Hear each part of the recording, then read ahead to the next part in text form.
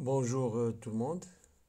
C'est un cours de deuxième année collège concernant les combustions fait par votre prof de physique-chimie, le prof Khaled.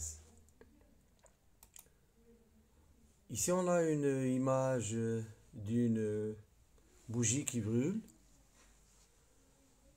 Bon, on verra pourquoi la bougie brûle dans cette leçon et quand est-ce qu'elle va s'éteindre. En même temps, on va répondre à certaines questions comme la question suivante. Qu'est-ce que la combustion? Il faut savoir, il faut donner une définition à la combustion. Quel est le rôle du dioxygène dans la combustion? On verra ça. Et bien sûr, quels sont les avantages de la combustion et ses dangers. Bon, commençons maintenant par l'expérience 1. On va prendre la combustion de charbon de bois dans l'air.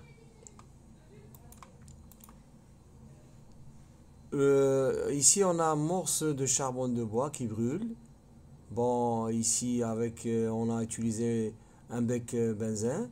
Donc ici, la flamme de la bec benzène. Et on a ici le charbon de bois qui brûle. Ici, l'apparition de la couleur rouge qui montre que ici, on a la combustion de charbon de bois. On va mettre ce morceau de charbon de bois, qui est maintenant incandescent, dans une bouteille où il y a de l'air. Et encore, on a pris ici en bas l'eau de chaud qui est claire. Voyons qu'est-ce qu'on va voir. Regarde ici. Bon, à un certain moment, le charbon de bois s'éteint et l'eau de chaud se trouble. Voilà, l'eau de chaud se trouble. Deuxième expérience. Au lieu de prendre une bouteille où il y a de l'air, on va prendre une bouteille où il y a seulement le dioxygène. Donc ici, on a la combustion de charbon de bois dans le dioxygène. Voilà, ici, la bouteille est pleine de dioxygène qui est pur. Le charbon de bois, il est incandescent. Bon, on essaie de mettre le charbon de bois à l'extérieur, au-dessus de la flamme du bec benzène. Et ensuite, on met le charbon de bois dans la bouteille où il y a seulement le dioxygène qui est pur. En bas, voilà, on essaie de voir qu'il y a des étincelles et une flamme intense, éclairante. C'est la combustion dans le dioxygène. Il vaut mieux prendre de l'eau à l'intérieur ici, ou bien parfois du sable dans la bouteille avant de faire l'expérience, pour que la bouteille ne se casse pas. Parce que la flamme elle est intense et les étincelles encore, bon, ils peuvent aboutir à ce problème-là. C'est-à-dire la bouteille peut se casser à un certain moment. C'est pourquoi il fallait mettre, avant de faire l'activité, un petit peu d'eau ici, ou bien on prend du sable parfois. Pour les deux expériences, on ajoute toujours l'eau de chaud dans le ballon et on verra que l'eau de chaud se trouble. Voilà, l'eau de chaud se trouble. Pourquoi l'eau de chaud se trouble? Bon, c'est un test qu'on utilise pour mettre en évidence l'existence du dioxyde de carbone. C'est-à-dire, on a l'apparition d'un gaz, un nouveau gaz, qui s'appelle le dioxyde de carbone. Et on l'a mis en évidence en utilisant l'eau de chaud clair qui va se troubler lorsqu'il est en contact avec le dioxyde de carbone. Voilà les deux activités, les deux expériences. La combustion de carbone, ou bien de charbon de bois, parce que lorsqu'on dit le charbon de bois, c'est noir, regarde ici. Donc une grande proportion de carbone qui se trouve dans le charbon de bois et on verra quel est le pourcentage. Ici, la combustion de carbone dans l'air ici la combustion de carbone dans le dioxygène. Donc au lieu de dire la combustion de charbon de bois, il fallait dire la combustion de carbone ici dans l'air, ici dans le dioxygène. Et quand vous voyez, c'est clair ici que la combustion est plus vive, plus intense, plus forte que dans l'air. C'est la comparaison parfois que vous allez trouver dans certains exercices. Hein, ils vont vous demander de comparer la combustion dans l'air du carbone et dans le dioxygène. Ici, après avoir ajouté de l'eau de chaud, hein, qui était claire, bon, les deux en même temps, on a toujours l'eau de chaud qui se trouve. Donc, grand A, la combustion de charbon de bois dans le dioxygène. Le charbon de bois contient 90% de carbone. Donc, on peut écrire la relation suivante. La masse du carbone est égale à la masse du charbon de bois multipliée par 90%. C'est une relation qu'il faut utiliser lorsqu'on nous demande de calculer la masse du carbone et on a la masse du charbon de bois ou l'inverse.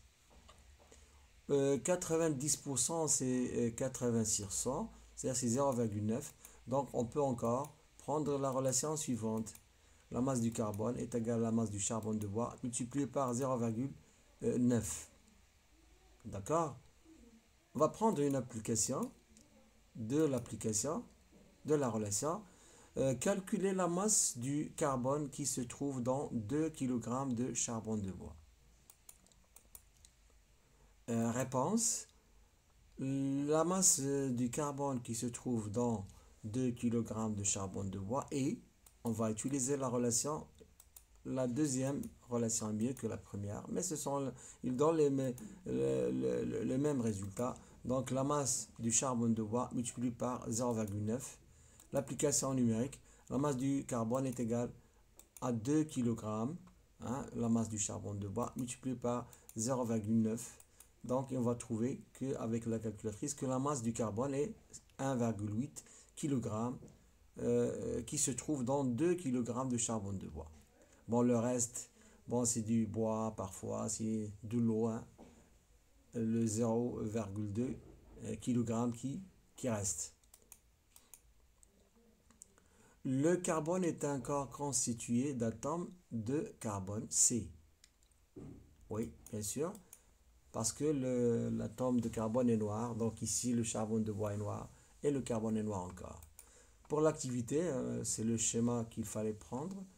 On prend ici un morceau de charbon de bois, ici de l'eau, hein, pour éviter que la bouteille se casse. Bouteille qui contient le dioxygène. Hein. La meilleure activité, c'est où on a le dioxygène pur. Et on verra des étincelles. Après, hein, on va mettre l'eau de chaud qui est claire. Après l'arrêt de la combustion, on obtiendra que, on observera que l'eau de chaud se trouble. Observation. La combustion de charbon de bois devient plus vive dans le dioxygène et produit davantage des étincelles, plus des étincelles que le cas de l'air.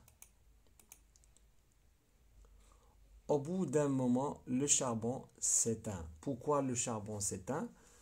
Il y a deux réponses. Soit le charbon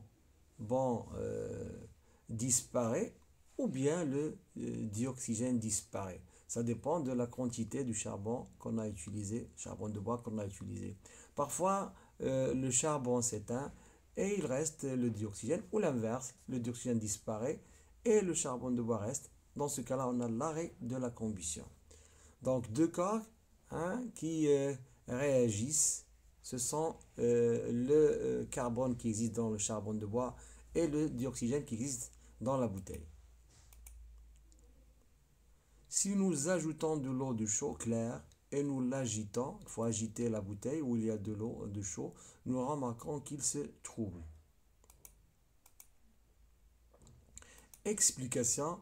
La combustion est plus vive car le dioxygène est abondant. C'est pourquoi il est en grande quantité dans la bouteille. Le charbon est éteint parce que le dioxygène a disparu de la bouteille, mais parfois on peut avoir que le charbon de bois disparaît. Mais l'essentiel, lorsque le charbon s'éteint, c'est-à-dire qu'il reste du charbon de bois, et le dioxygène, c'est le corps qui disparaît. L'eau de chaud se trouble, c'est une preuve de l'existence de dioxyde de carbone qui apparaît dans la combustion. Déduction, le dioxygène est un gaz nécessaire pour la combustion qui s'appelle le carburant. Donc, il n'y aura jamais de combustion s'il n'y a pas le dioxygène. Donc, dans toutes les combustions qu'on a, toujours, on a un seul carburant, c'est le dioxygène. Mais le carburant va changer. Le carburant, c'est le corps. Ici, c'est le carbone. Le carbone est le corps qui brûle. Il s'appelle le carburant. Ou bien, on l'appelle encore le combustible. Donc, la combustion exige deux corps. Un carburant, on l'appelle encore un combustible, et un carburant qui est toujours le dioxygène. Le corps produit ici, dans cette combustion, par la combustion, et qui trouble l'eau de chaud et le dioxyde de carbone. Conclusion, la combustion de carbone dans le dioxygène est une transformation chimique. Donc, le mot transformation chimique veut dire qu'il y a disparition des corps et apparition d'autres corps. Donc, c'est comme une définition. Lorsque vous voyez une question pareille, qu'est-ce qu'une transformation chimique? La réponse est une transformation chimique est une disparition des corps et apparition d'autres corps. Parce que l'année dernière, on a vu une transformation physique. Les transformations physiques qu'on a déjà vues, c'est l'évaporation, c'est-à-dire la transformation de l'état, par exemple, d'un corps de l'état liquide à l'état gazeux. On avait encore la fusion, on avait encore l'ébullition, plutôt la condensation, on avait encore la solidification. Ce sont des transformations physiques. La transformation physique, c'est le passage d'un corps d'un état physique à un autre, mais la transformation chimique, c'est la disparition des corps et apparition d'autres corps. Voici donc ici la combustion de carbone dans le dioxygène est une transformation chimique car elle a conduit à la disparition de corps. Les corps qui disparaissent ici, c'est le carbone et le dioxygène, et l'apparition d'autres corps. Ici, on a un seul corps qui apparaît, c'est le dioxyde de carbone. Le bilan de cette combustion s'écrit, vous allez trouver toujours écrivez le bilan. Le bilan, c'est quoi? C'est l'écriture suivante. Carbone plus dioxygène produit dioxyde de carbone. Ici, vous voyez que le bilan est sans déterminant. C'est-à-dire qu'il ne fallait pas écrire le carbone, ou bien le dioxygène, ou bien le dioxyde de carbone. Tout simplement, carbone plus dioxygène produit, bon, la flèche, on lit ici, on dit produit dioxyde de carbone. Remarque, pour que la bouteille ne se casse pas, on a ajouté de l'eau dans la bouteille au début de l'activité. On peut encore ajouter le sable, je l'ai déjà dit. Parfois, si on a le sable, on peut le mettre dans la bouteille pour éviter qu'elle se casse.